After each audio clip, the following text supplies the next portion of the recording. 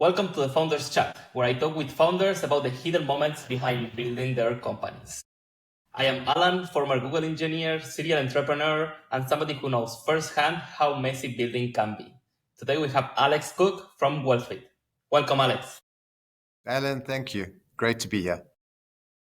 So tell me, what is WealthBit? WealthBit's really software that is designed to assist people to achieve whatever their definition is of financial freedom. Okay, nice. And we're going to get into the details of this. And tell me, before building WealthBit, what were you doing? So, quite a long story, which I'm sure we'll get into a bit later, but we're effectively building a financial services business. And that financial services business started in June of 2000, and it's still going today. It's going strong. That's what was happening before WealthBit started dominating my life. Oh, that's great. So you have been in finance for at least 25 years. That's a long time. Yeah. When starting businesses, many people have to leave stability or give up something. What's your story? Did you have to give up something to become an Yeah. entrepreneur? I guess it's not really so much giving up as what we had to build. So we had to build towards a platform that enabled us to dedicate time towards something that could meaningfully impact the world. And it all came about quite clearly when we started seeing people coming into our offices in this financial services business. And these people came in and they very, very proudly sort of showed us their wealth they'd accumulated over the course of their life. And then you had to be the one to break it to them that it wasn't enough. And the life they thought they were going to have wasn't the life that they were going to have based on the capital they had. And when you distilled it down to moments in their life, you realize that it was certain key points which destroyed their financial future. They just didn't realize it at the time. So people weren't living financially intentional lives. That's not how the whole story started, but that's when we realized we had an opportunity to make quite a big difference. Okay, that's amazing. So I guess you're focusing on retirement, but we Yeah. can get into details later. And what's something about your early story that most people don't know? So I suppose what's not known is that I was originally heading towards studying medicine. So Oh, wow. I had my eyes set on medicine for all the wrong reasons, which I'll tell you about later. But so I started studying a Bachelor of Science in the medical sort of area, and I realized in my second year that it just wasn't my calling. So I got lucky to realize that early on, but I still completed the degree just because I'm a complete completionist, I guess. Okay, so you're a doctor then. No, not a doctor. I've got an honors degree in physiology. So Okay, okay. yeah. And So I didn't finish the medical. I didn't head down the medical route, but I all right. got my honors degree in physiology. And being a physiology, it helps in other aspects of your life. Like, do you do a lot of sports? Do a lot of sports, yeah. Eat fairly healthily, yeah. But I guess the big thing I learned from studying that degree is systems thinking. The body is the most beautiful system in the world, and finance is also a system. Financial wellness is a system. If you get the system right, everything becomes very, very easy. So my life runs according to systems with pretty much everything I do, actually. Great. So you mentioned how the idea started. Like, you realized people need to manage their wealth better, right? And did you have any changes in directions or pivots to get to that point? Or it was the first idea and it's still the same? Well, a lot changed, and maybe I should take you back to the genesis of how everything sort of came about. It started probably when I was around 12 or 13 years old. So it started a while back. And back then, I went to a shopping center with my mother, and we went to an ATM, and she put the card in and typed in the code, and then the money came out, and then a slip came out, and then I just grabbed the slip from the ATM, and I read the slip, and it said 70,000. 70,000. And I said, "Oh wow, we're rich. We've got 70,000." And this was 30, 32, 33 years ago, right? So it was 70,000 was a lot. Anyway, and then my whole entire world shattered when she said, "No, that's minus 70,000." Now, and I went, we're so poor. In fact, we're completely broke. My entire world changed. So all of a sudden, I went from a person who cared about money to a person that at the age of 12, 13, that did not ever want to spend money. So when it came time to sort of buy new clothes, I sort of said, no, I don't need new clothes. School tours, I don't need to go on school tours. But I also made the decision back then at that age that my life wasn't going to be that way. And I was going to have a different future. I started sort of looking at professions that earn a lot of money. And obviously that's when I saw doctors earn a lot of money. So let's become a doctor. And my grades weren't bad. So started heading down the path of becoming a doctor. And like, thank goodness, I realized that it was my calling, because being a doctor is a calling. It's like most things in life. It's a calling. And it wasn't mine. So I started a business at the age of 21, and I started with my father, and it was a financial advisory business. So back then, I mean, I had a ponytail, cut my hair, cut my ponytail, took my I had a big motorbike, and took my big motorbike and went to go see people, and started this business, and really started driving sales. And I was still firmly in the belief that money was the panacea. Money was the answer to all problems. By the age of 26, I somehow realized that it wasn't, because despite earning a bit extra every single year, I realized that I wasn't a lot happier every single year. A midlife crisis sort of happened between the ages of 26 and 30, I guess. In that period, I started distilling what does make a difference to me, and then all these memories of people coming into our offices, and they have the same stories. They often said things like, "I wish life didn't have to be like this. Why didn't someone tell me earlier? Why don't they teach these things at school? It's so simple, but I didn't know. I've had an advisor my entire life. I should be in a good position." Where that advisor was just selling them products rather than worrying about their future. So back then, something clicked, and I realized we just had a really big opportunity to change a lot, a huge amount in the world. And we started going down that path. First of all, with the financial advisory firm, with the financial services firm, and we grew that business. It grew to a fair sized business, and it's still a fair sized business today. But along that path, what grew the business was a spreadsheet.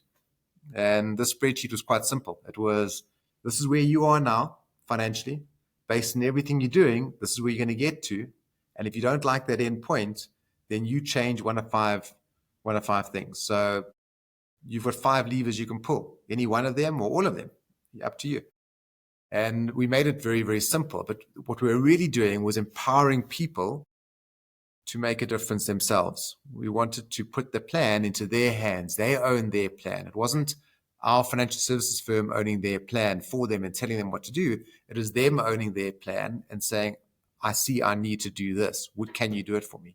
So that's how WealthBit all started, because a number of years later, obviously Excel breaks eventually, right? Where you've got 100 odd people using one spreadsheet, and formulas break, updating things quarterly.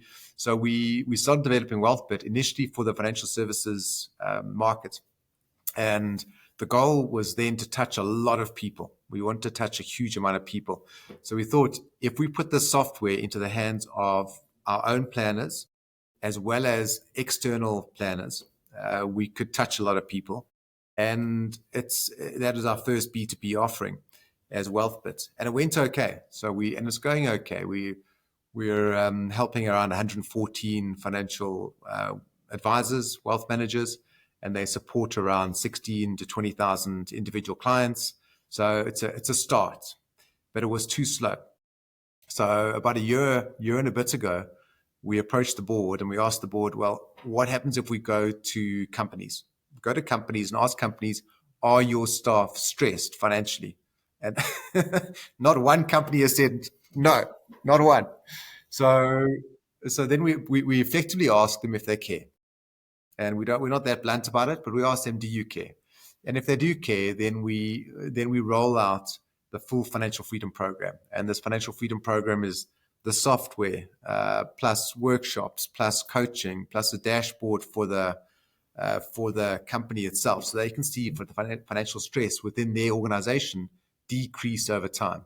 So that's where we are right now, and it's starting to scale quite nicely. Okay, that sounds amazing, and I really like this distribution idea through employers. And I have a question. Like, if I want to get started with your software, for example, how good this look like? Like, what I could guess is, okay, I put the balances of my bank accounts, my different investments, if I had property or stocks or I don't know, different assets or debt, and Yeah, then future income, like an estimation. Is yeah. it something like that or? It's similar to that. It's almost like think of the software as having a financial coach in your pocket. So when we go to companies, typically companies have got a retirement fund. Staff have got salaries, and they've got a salary gross and a salary net of tax. Then they've got a retirement fund that they put money into, and that retirement fund has got an asset allocation. So on the back of that asset allocation, we can make inferences about what the growth will be. So when they log on for the first time, they straight away have something meaningful where they can see first of all, what they're heading towards. They can also put what they think their income number is, because ultimately this is what we're solving for. We're solving to reliably replicate an income at a future date and time. That was the original genesis of the idea, which is solving for retirement, which is your biggest single life-changing event. But we've now sort of scaled that back, because that was what my definition of financial freedom was to not have to work. But what we've realized is that everyone's definition of financial freedom is different. Some people want to work less, but keep on working forever. Some people want to become really, really wealthy really quickly. So everyone's definition of financial freedom is different, and we accept that. So whatever your definition is of financial freedom, we want the app to help you achieve that in a structured fashion, intentional fashion, rather than guessing. What a lot of people struggle with is the answer to this question: what's my number? So, and your number might be different. So when I was 20, I thought my number was enormous, right? When I was 26, I realized that having an enormous number doesn't make a big difference to my lifestyle. It doesn't make a big difference to what I spend my energy on day-to-day basis. So the number actually isn't, it evolves over time. But starting with it's one of so we teach 5 golden rules within the program. The first rule is have a life objective. Unless you've got a life objective, you might be heading in exactly the wrong direction for the majority of your life. And then only when you get to age like 60, do you realize, oh man, I should have been heading in this direction. Yeah. Right. But if you've got a life purpose, and one of the best ways to do that we found is to write your eulogy, which is quite an intense thing to go through. But when you have gone through it, then you very quickly realize what is important, what is not important, and then review that annually, and you'll find it changes. What you thought was important isn't actually as important, but Yeah. at least start heading in generally the right direction. So yes, the app includes everything: your assets, your liabilities, your cash flow events, from holidays you want to go on, kids you need to educate, houses you need to buy, cars you need to buy, down to the minutia, the coffee you want to do on a monthly basis. Like, how much coffee do you want to buy? Like, if you buy a coffee, I've just come back from London and I realized that coffee budget is a real thing. So you mentioned something that financial freedom for different people looks different, and you mentioned that for you it was okay. I don't have to work anymore, but you don't look like somebody that will stop working because you achieved financial freedom, right? Uh, Do you think you would? Never. I don't. I don't ever want to stop working. I think as humans, we exist to serve. So if we can keep on serving more and more people, we have more of an influence. We improve the world. So uh, what I realized, sort of at age, probably at around age 30, is that we really, as a team, have got a great opportunity to forever change the world. So that's one of my life OKRs is for us to forever have changed the world, improved it, because we've got the world that's pitted against the human right now in many ways. So just play with me for a second here. So we've come from a world of a defined benefit type structure. So in the old defined benefit type structure world, you worked for one employer for decades.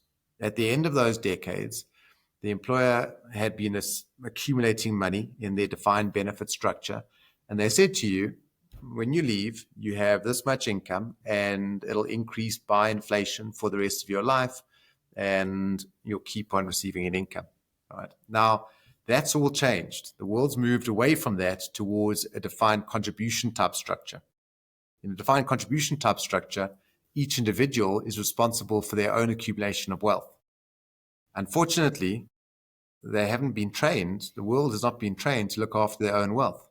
And we've got many organizations that are beating them at wealth accumulation. And these are often financial lending institutions where they're trying to lend money and enslave them with interest payments. There are various consumer apps taking money out of their pocket.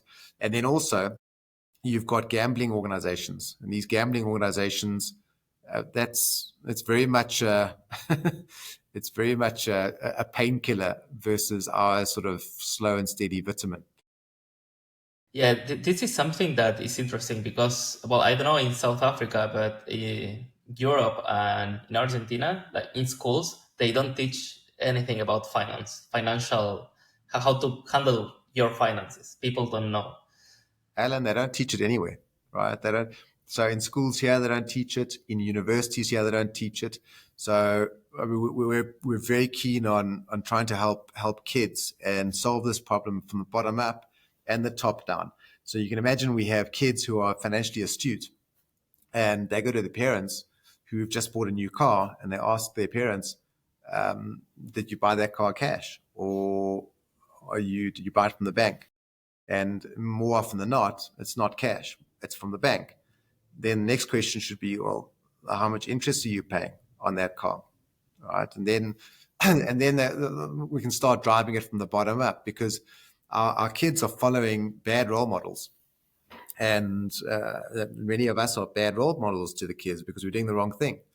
But then if we can drive from the top down as well, and we can get people who are employed to start following the right financial behavior, financial freedom is achievable so quickly. It's within 10 years, within 20 years, anyone who's employed can achieve financial freedom.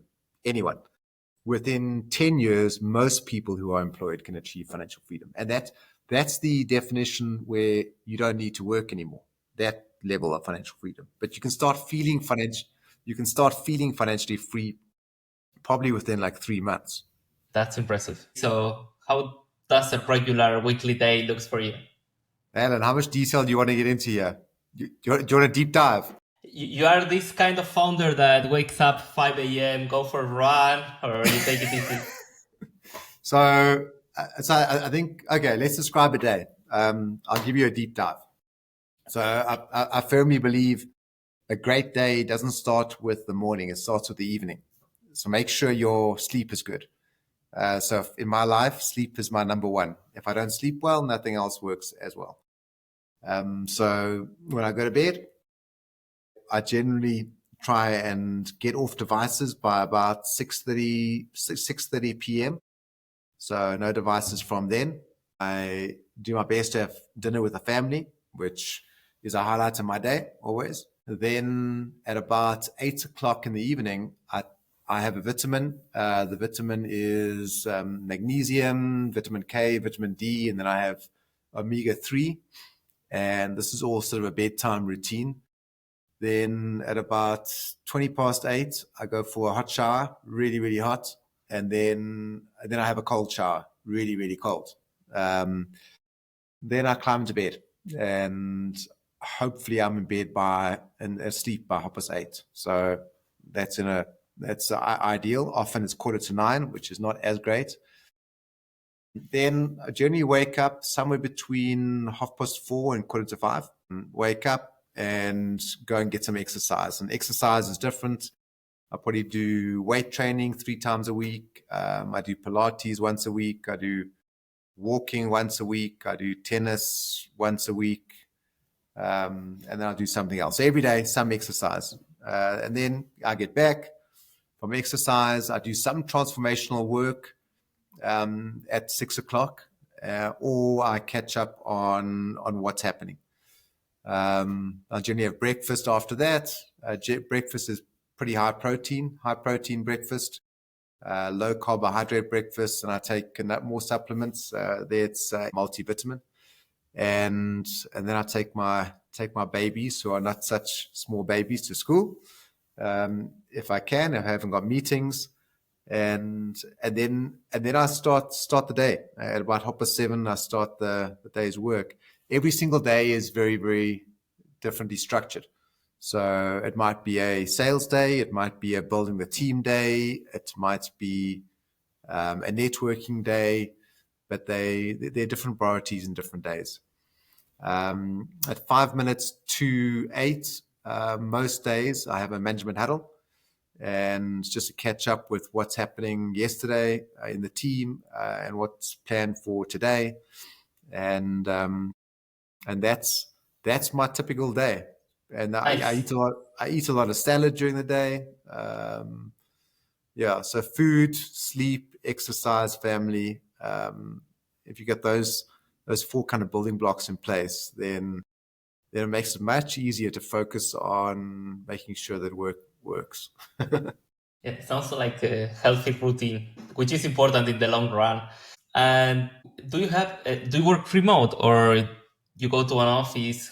How's the team So organized? the WealthBit team is a remote team. We've got people in Scotland. One of us is often in Korea, Cape Town, Johannesburg, Pretoria, Durban, so all over the place. The financial services business is primarily in Johannesburg, Cape Town, Durban. So I work. Quite enjoy coming to the office. It's a great office, and I can think clearly. But I also do some async work, just sitting often at a very quiet restaurant, and I find that also is a great place to think. I find the more time you take to think and reflect, the quicker you go when you do go. And what about co-founders? You mentioned before you started with your dad, right? So is your father your co-founder? No, no. So he exited the financial services business in about 2011. Okay, and now you're a solo founder. Yeah, yeah, I am. I say yes, but there's such a strong team around us. So we've got a really, really powerful team. There are also other shareholders in the business, and some of the shareholders work in the business as well. So everyone's very vested. The recruitment process to get into the business is quite hectic, and we found That's probably one of the most important things to get right, is bringing the right people in. Yeah, I completely agree. Like the people are the foundation of any successful business. Just about everything. You're Yeah. right. And I think I at this point I could guess what you're going to answer to this question. But for you, how do you define success? Yeah, so it's not so simple. And I say that because when I was very, very young, it was easy. It was just money. And then at age 26, wait, hold on a second, money's not actually it. Uh, and around age 30, we started running our businesses on OKRs, so objectives and key results. And I realized, flip, if we're running our businesses on OKRs and OKRs are working in the business, why don't we run our life on OKRs and decide on what the big objectives you want to achieve in life are, and then keep working towards them every single year, every quarter, and see how you're tracking. And from time to time, they're going to change. So I track my success against those seven objectives, and then each year put key results in to see whether I'm aligned to my objectives, and hold myself accountable. I have a question. Do you think success and happiness are the same thing? So one of the objectives is happiness. Okay, okay. So you answer my question. Yeah, Yeah, yeah. And then you got to figure out and what you find is some interesting things, because you've heard about those blue zones, and one of the things about the blue zones is a good social environment. Um, and what I've noticed is when I'm around people that energize me and I enjoy being around, my sleep scores are better. If your sleep scores yeah, are better, you're getting rid of toxins more. So yeah, you end happiness. Happiness is very important. yeah. I saw many people that they achieve financial freedom, and then they have a crisis. That they are not happy, and there are different theories that they have. Right? It's like they achieve the goal, and now they don't have any purpose. They need to find what is purpose in life, right? But what do you think about that? Because working in finance and helping people to achieve financial freedom, you probably have seen many different cases. What happens Yes. when people get there? Yeah. So I think you've got to be lucky. You've got to be lucky to a degree. If your purpose is to accumulate X amount of money, I mean, sure, it's a purpose, but it's not really a fulfilling purpose. So I often think that purpose finds you. And I'm not a religious guy at all, but I've seen it happen where it's almost like something magical happens to an individual, and all of a sudden they've got a lease on life that drives them for the rest of life. And I got lucky. I found purpose at the age of like 30, 31, proper purpose. And the reality is it's a never ending purpose. To get the entire world to a point of financial freedom is a well, it's an ideal situation, but it's unlikely to have 100% of the world financially free. But it's what we strive for. So each day you get up, and we remind ourselves, well, that's what the purpose is, and that drives us. I have seen people that have just chased the monetary purpose, and it's very temporary happiness. They might achieve a goal, but you also can't retrofit a purpose into money. So you can't say, well, my actual purpose is money. Instead, I'm going to find another purpose and retrofit it. Yeah, yeah, If your yeah, goal is really money, you've actually got to have a real purpose, whatever that real purpose is. So I think yeah, if you're solving something really big, I think you're going to have a very purposeful life. yeah, yeah. I agree with that. So now, if 22 years old you goes to your office, you can have a chat. What could you tell him? So I'd probably say two things. So however big you're thinking, think bigger. Love it. And however bold you're being, be bolder. And you'll be surprised at the results. There was something called the Yellow Pages. So, I mean, picture this. You're a 21-year-old kid.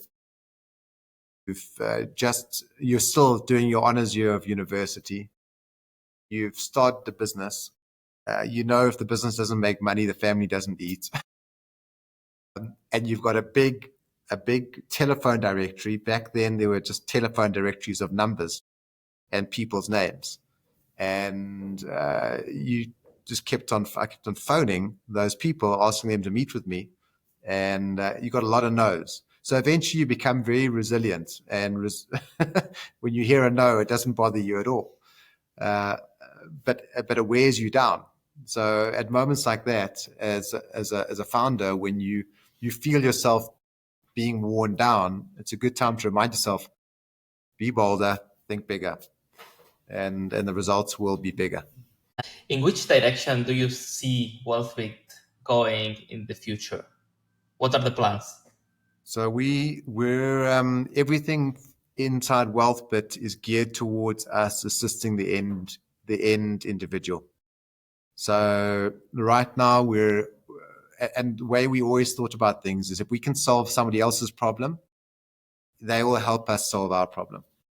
So if we can solve companies' problems where we know there's financial stress, we know that this is impacting performance of staff in companies, resulting in lower profitability, resulting in presenteeism and more absenteeism. So we know that's an issue. If we can solve that for them, in turn, they'll help us get to a lot of individuals. In time, we want to go directly to individuals and offer every individual in the world access to this platform and access to having this financial coach in your pocket. Okay. And have you thought about, because now you're going to enterprise, but go to speak with the education systems, like start before with kids? Exactly.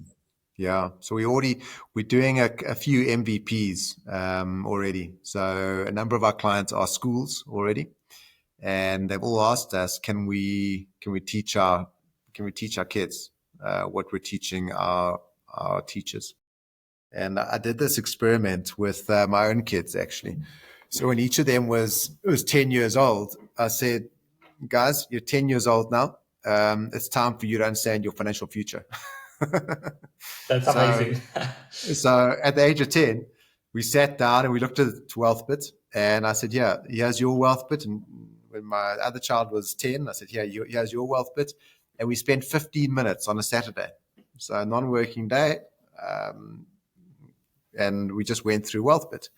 Within 15 minutes, they understood concepts that are very complex to most people. Present value, future value, they understood. They understood the impact of inflation on prices. They understood the impact of an asset allocation on growth of investments. They understood the impact of cash flow events.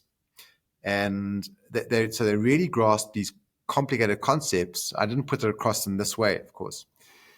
Within the space of 15 minutes. So a few years later, when my son was 12, I thought, it's time for him to start his first business.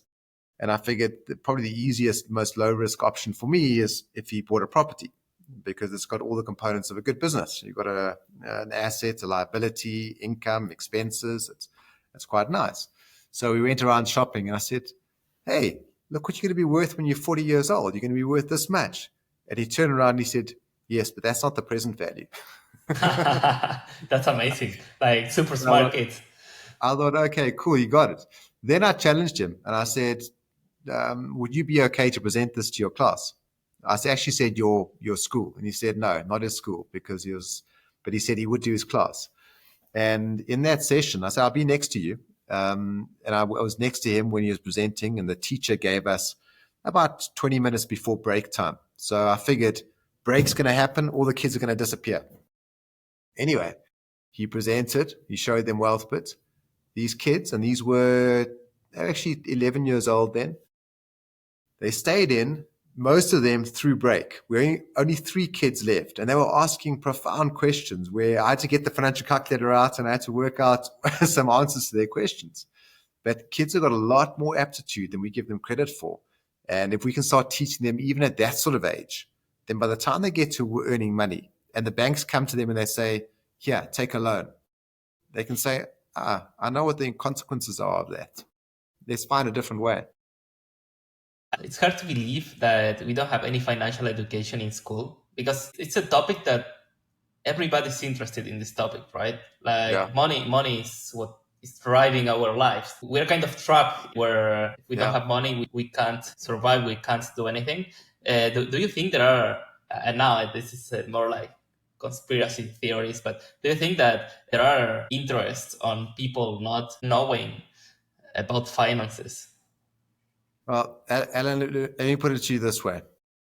If you're a financial institution and you're able to lend money out, you make a lot more margin by lending money out than you do by investing money on behalf of people. So if a bank lends you, if they take $1 on, they'll turn that $1 into more than $1. They'll then lend each one of those dollars out that they've created, and make a margin of whatever, 2-3%. If they had to invest money on behalf of a person, they take each dollar they invest and they maybe make 1% on each dollar they invest. They're heavily incentivized to enslave people. And it happens, and we see it happening in South Africa a lot, where as soon as the kids leave university, the banks come along and they say, you're now bankable. And because you're bankable, we're going to offer you money. And we know that you're going to get a job, and you get a job and you're going to be paying us back. And then they keep on encouraging them to take on more debt. We've got a world that's becoming financially enslaved. In South Africa, you won't believe the stats. So in Rand terms, South African household debt is sitting at about 3 trillion Rand. 3 trillion Rand in dollar terms, that's about $180 billion, roughly. The debt servicing costs on that is probably about 400 billion Rand. And if you take the amortized period as being a 5-year period, then you amortize that debt of a trillion over 5 years, it's probably about a repayment of about 1 trillion Rand a year, right, to service that 3 trillion Rand debt. So what that means is that 1 trillion Rand is going towards servicing debt. The next question is, how much people are earning?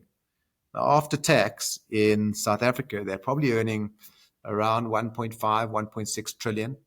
So you're sitting with about 60% of disposable income going towards paying debt. And then it gets worse, right? And then it gets a lot worse, because then you've got these gambling organizations, and we're looking for some way of partnering with them, because I think whatever happens, if you take gambling organizations away, something else is going to take their place. So we need to help people change their behavior. So we're looking to somehow work with these organizations to get behaviors better. But gambling organizations in the country, they bring in about 1 trillion Rand a year as well.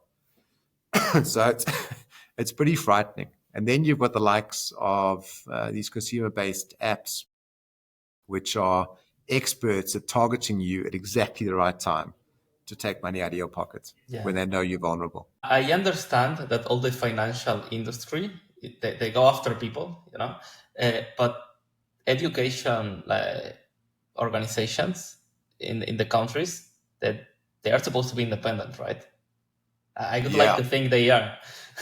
So they could teach kids how to handle finances, but they don't anywhere in the world. Maybe in small countries, I don't know, that are doing great actually, and people actually invest, like Switzerland. I don't know. I'm guessing maybe they don't, but everywhere else they definitely don't.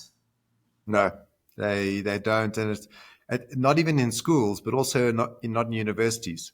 So we've got a number of chartered accountants that work in our organization, and they don't teach this to chartered accountants. So chartered accountants understand GARP, IFRS, all the rest of it, but they haven't got a good understanding of personal finances. And the result is that they're earning higher salaries, but they're not they're not financially free. They're financially stressed.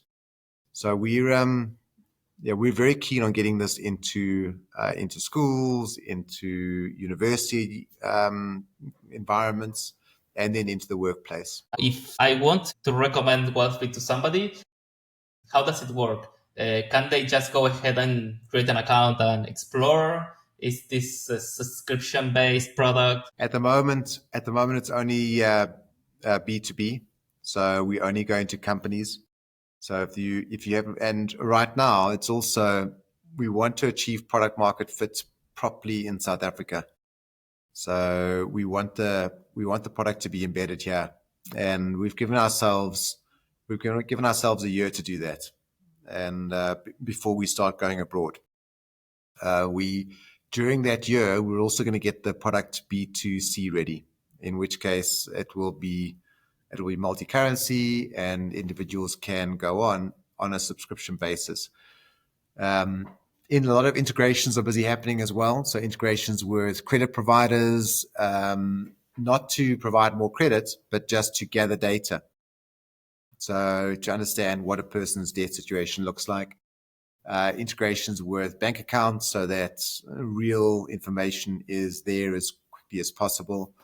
We're constantly releasing features. The next one to be released is our budgeting app within WealthBit, because it all starts with, once you've got your personal objectives and your life plan in order, the next thing to get in order is your budget, because that budget's got to marry to your life objectives. And if we can help people with budgeting, the rest becomes very, very easy. Then squashing debts becomes easy. Building up emergency funds becomes easy, because emergency is always going to happen. Yeah. And then the big topic about investments, where there's a lot to discuss with regards to investments, from asset allocation to automating investments to having global diversification. And it's a big topic. So if you have to pick one superpower you have as a founder, what would this be? It's probably evolved over time. So I think in the beginning, it's about just being prepared, what most people aren't prepared to do. So do what most people just aren't prepared to do. And that usually involves a lot of hard work. So just I outworked people in the beginning, and we got further. Then I guess what that evolved into was a belief internally, a very, very powerful belief internally that we could forever improve the world. And you've got to be a bit nuts to believe that. You've got to be it's a little bit crazy to believe that you can forever change the world. But then once you decided you can, then you've got to put together a vision that others are going to buy into.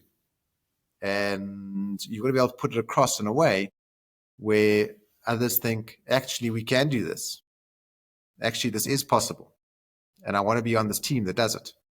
So I guess that's the next one. And then the one that I'm working on all the time now is about how to bring more amazing people into our team. So that's the one. So I don't think it's one superpower. I think it's an evolution of powers you've got to develop over time. Yeah, as a founder, you need to take care of all different kind of aspects. Attracting people is definitely one of them, and adapting, evolving. Yeah, I think this one is mandatory. You've been in the industry for many years, and I have been starting businesses for many years as well. And I can tell you, in 2019, building something from scratch was completely different than now. Yes. With all the different tools, AI, first thing I did was go to find a good copywriter. I'm not an English native speaker. Yeah. And after a couple of months, I realized I was wasting too much time. Like AIs are powerful enough now to draft something, and it's Yes. perfectly written. Of course, then you need to adapt, like touch the tone, But it's a good but start. yeah, yeah. So I can imagine you've been in the financial industry for 25 years. You started like probably without the internet or at the very beginning, right? And we had fax. We had, my first computer was it was an IBM. It was before Lenovo acquired IBM's laptop story.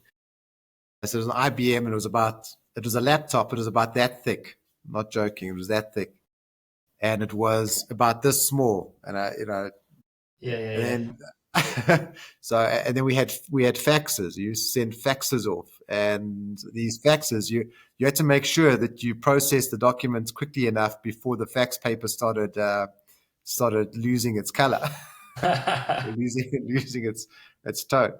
So yeah, things evolve quickly. But I when people ask me what am I doing now, I often tell them, well, it feels like I'm 23 again, and this is starting a new business, and it's things are going a lot faster because now we have more capital to bring the right people on at an earlier stage, whereas when you were 23, 21, you didn't have capital to bring the right people on, and that's one of the reasons that things moved slower. What I would like to everyone to realize is that financial freedom is within everyone's reach. Everyone can achieve it, and I think if the world can be shown, and until you see, you don't believe. I think the world can be shown that if their definition of financial freedom is achievable, and it's not difficult. It's really easy. And the financial world might make it seem more complex than it really is, but it really is easy to achieve financial freedom. As long as you're employed, you can easily achieve financial freedom within 20 years.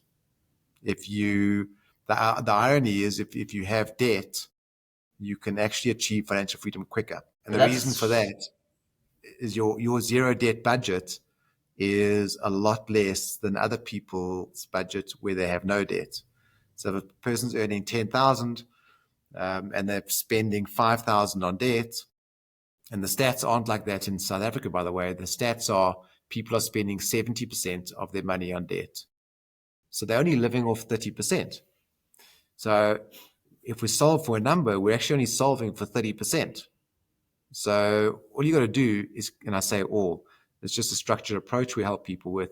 Get rid of that 70% debt, then solve for the 30%, which needs a lot less capital than solving for the 100% of the income that most people are, or the people are earning without debt. That's a very strong statement. Anybody can achieve financial freedom. I hope these people that listen to this interview realize that, and many of them start working towards that goal.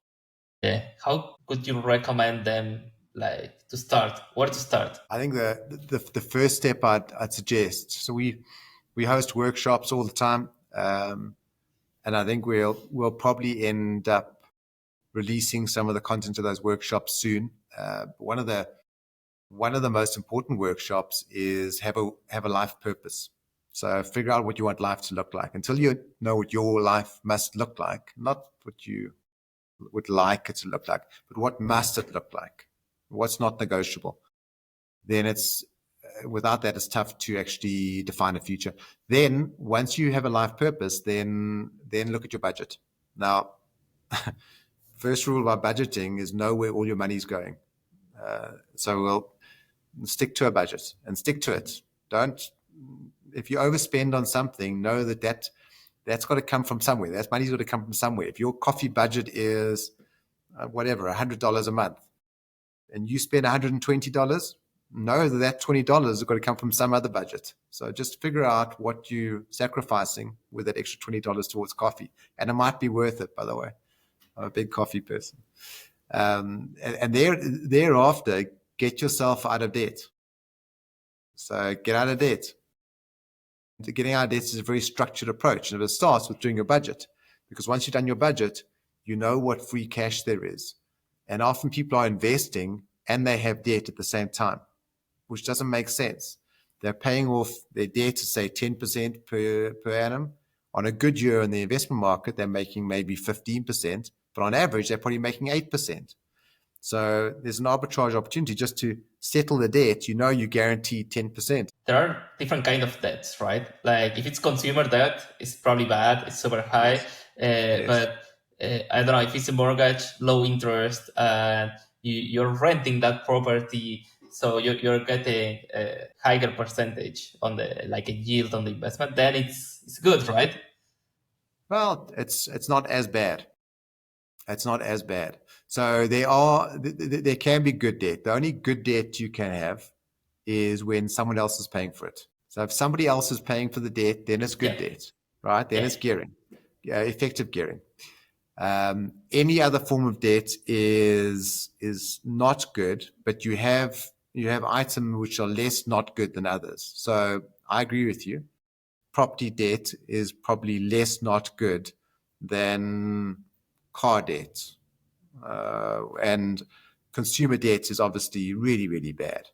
And as you go, so if you have an asset that is appreciating in value and you have debt on that, if you're paying for it, it's still not good, but it's okay, because the odds are you have got a fairly low rate of interest on that because there is some sort of asset backing that debt, which is why the banks are prepared to lend money to you at a reasonably attractive rate. But if you can get somebody else to pay for that debt, it's better. And the quicker you're debt free, the more free you will feel forever. And somebody paying for your debt, I'm thinking in this scenario is okay. You have a flat, you have the mortgage, and the flat is rented, and the rent is higher than whatever you are paying to the bank, right? Yes. So okay, Yes, that's good debt. That's good debt. So now you've effectively, by the time that liability is settled, you've had somebody else buy an entire asset for you. But just so when I was in my early 20s, I had a property sort of hobby.